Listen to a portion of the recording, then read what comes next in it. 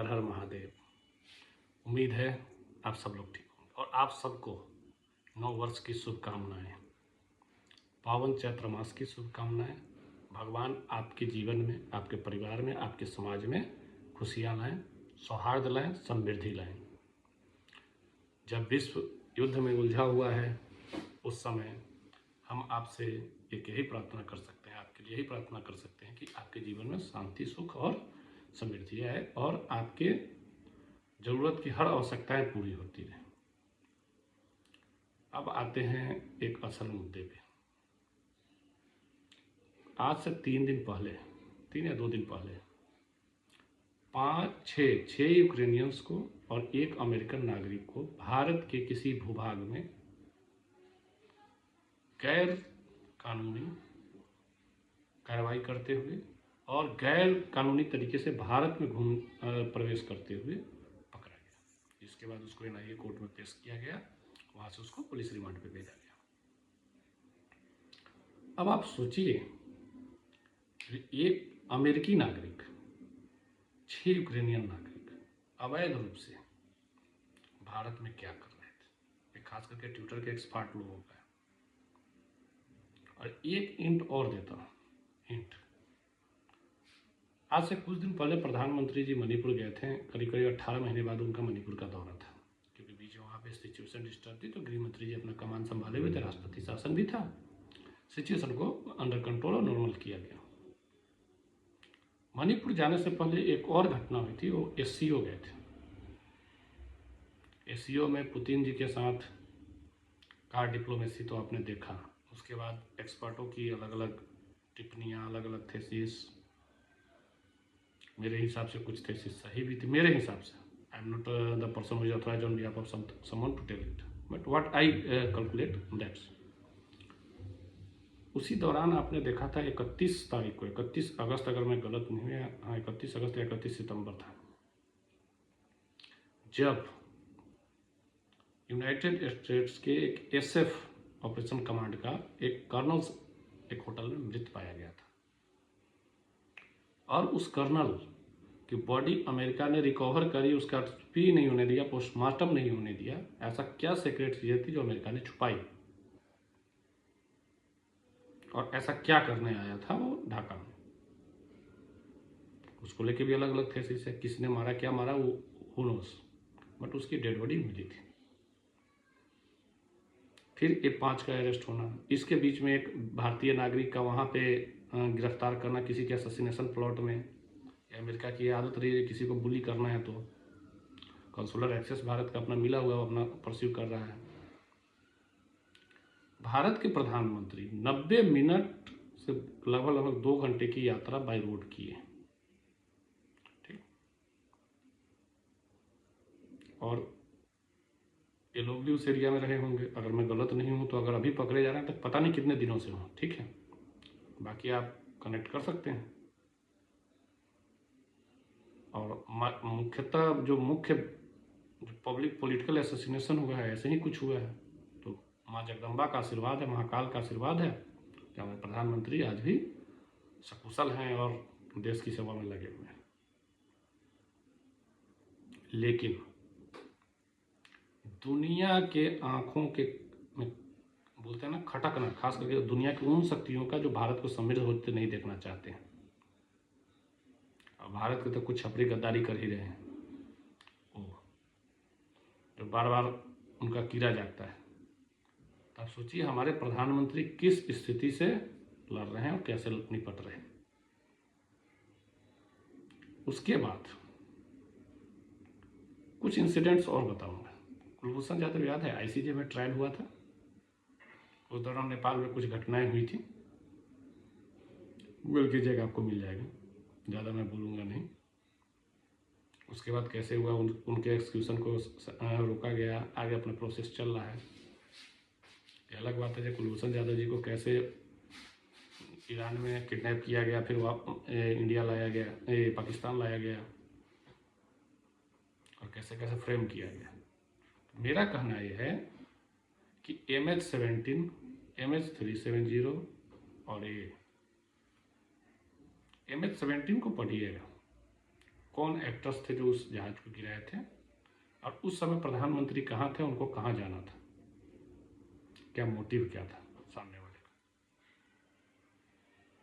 ये कुछ इंसिडेंट्स है जहाँ पे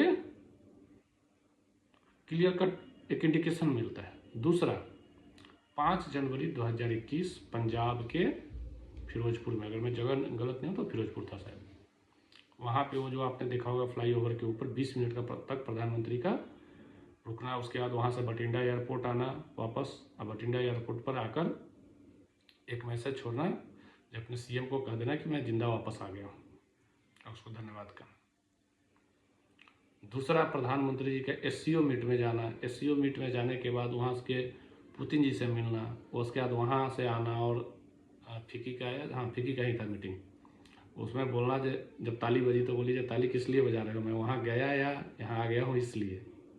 प्रधानमंत्री जी कभी भी हल्की टिप्पणी नहीं करते, अगर हल्की टिप्पणी भी कर रहे हैं तो उसका एक अलग मैसेजिंग और मीनिंग होता है। तो समझिए कि हमारी एजेंसी कितने सहमत का खेल खेल रही है।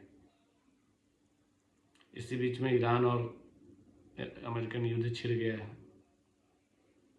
आपके बोलते हैं ना, पेट में भोजन से लेके गाड़ी में पेट्रोल तक का व्यवस्था करना प्रधानमंत्री जी का, सब चीज़ आपके लिए कर ही रहे हैं। हाँ, आप लोग रोते रहिए,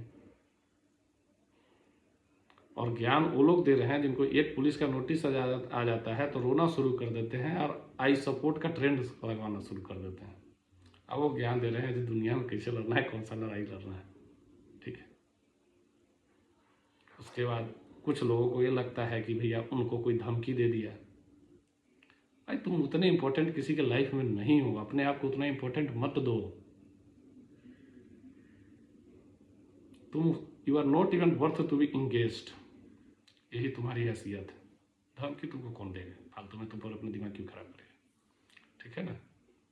बाकी परिवार तक तुम पहुंचते हो तो तुम्हारे परिवार तक कोई और पहुंच सकता है, इस बात को याद रखना। सोशल मीडिया है वो गया जमाना, ठीक है, किसी के लिए भी है। बाकी मैं लास्ट फिर से बोल रहा हूँ, भारत दुनिया में आज आशा का केंद्र बना हुआ है।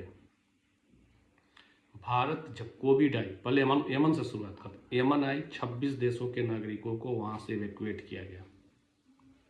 आपको याद होगा जो सुषमा स्वराज जी के वो स्टेटमेंट सुने हुए, जो भारत के लिए स्पेशल लड़ाई के दौरान रुकवा के पैकेज क्रिएट किया गया था, पैसेज क्रिएट किया गया था, राइट। जिसमें आपको एक इमेज याद होगा, पूर्व army chief general VK Singh गए थे। उसके बाद यूक्रेन क्राइसिस में आपने देखा ऑपरेशन गंगा जब चली थी तो अफगानिस्तान में चला। आपने ये भी देखा कि इसके दौरान कोविड के दौरान आपने कैसे दुनिया भर में सिर्फ ऑक्सीजन पहुंचाया ही नहीं, वैक्सीन भी पहुंचाया, उन देशों को पहुंचाया जो उम्मीद नहीं किए थे। उन देशों से अपने नागरिकों को निकाला जहां पे बाकी बड़े बड़े सुपर पावर्स सरेंडर कर चुके थे। नेपाल में ज़रूरत हुई, you became the first responder in the crisis. Maldives में ज़रूरत है, you became the first responder in the crisis. Despite all this things you have kept your inflation rate below 5% every time. और सबसे इंपॉर्टेंट चीज़, आपकी जीडीपी रेट हमेशा inflation rate से 2% ऊपर रही है, बीच में एक्सेप्शन ड्यूरिंग कोविड पीक। फिर भी लोगों को इकोनॉमिक्स पर ज्ञान देना है, फिर भी लोगों को मैनेजमेंट पर ज्ञान देना है। तो ये अलग अलग हर व्यक्ति का अपना निष्ठा हो सकता है। बाकी यूजीसी मुद्दे पे आज कोर्ट में सुनवाई है। मेरा तो भाई एक सिंपल सी बात है, जो सरकार का पक्ष है वो मेरा पक्ष है। मेरे को कमी लगेगा मैं मंच पर बात उठाऊंगा, चाहे जिस मंच पर, जैसे मेरे को जो प्लेटफॉर्म मुझे लगेगा उसमें मंच उठाऊंगा। इसका ये मतलब नहीं मैं जो नेताओं के मंच पर चढ़ के वहाँ गाली गलौज करना शुरू कर दूँगा। मेरा स्वभाव ही नहीं है मंच के पास जाना, न किसी नेताओं के पास जाना। और जिसको फोटो खिंचवाने का शौक होगा, वीडियो बनाने का शौक होगा, वो बनाए, ठीक है। हाँ, अपनी बात है रखूँगा, एक तरीका है रखने का, रखता हूँ। तो इसलिए ये मेरा अपना तरीका है। तो मेरा यही कहना है कि आप अपनी बात रखें, लेकिन रखते वक्त एक बात ध्यान रखें, आपके बात का ध्यान रखना। एक चीज़, ask something, criticise something, accuse something and abuse something, 4 different things. आप क्रिटिसाइज करते हैं वो भी एक्सेप्टेड है, कुछ मांगते हैं वो भी सही है, लेकिन जब एब्यूज करने लगते हैं, एक्यूज करने लगते हैं, वहीं से आपके ऊपर क्वेश्चन मार्क उठ जाता है। तो उम्मीद करते हैं कि हमारे सोशल मीडिया के लोग जो अपने आप को राष्ट्रवादी मानते हैं, जो अपने आप को सनातनी मानते हैं, 2 एपिसोड पढ़ेंगे महाभारत का। एक एपिसोड जब लाक्षागृह का हुआ था, पांडव शक्तिमान होते हुए भी माधव के निर्देश पर विदुर चाचा के कहने पर वो लड़ने नहीं आए, लाक्षागृह क्रॉस करके वो गुमनाम चले गए थे। दूसरा, माधव आखिरी तक कोशिश किए थे कि युद्ध न हो, ये जानते हुए कि युद्ध होना ही है, प्रयास करते हैं, इसका ये मतलब नहीं कि अपनी तैयारी प्रिपरेशन भूल जाते हैं।